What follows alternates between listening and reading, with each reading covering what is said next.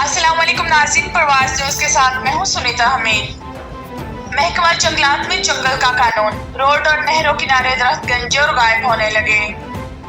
मैलिसी की तफसीलात देखते हैं।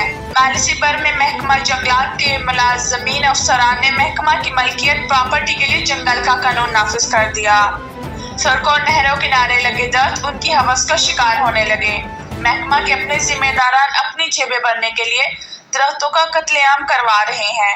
पहले की निस्बत आधे दरख्त भी नहीं रहे और जो मौजूद हैं अभी तो उनके साथ काफी हद तक लकड़ी गायब है। मुनासिब देखभाल न होने से अक्सर दरख्त सूख गए हैं।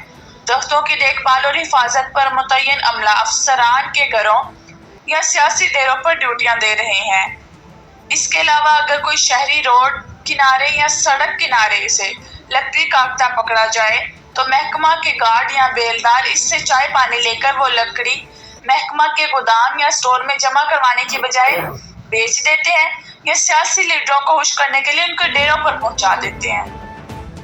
रोड और किनारों पर सूखे पत्तों और टहनियों से महरूम 1/4 लकड़ी के साथ कटे हुए दरख्त नजर आ रहे हैं।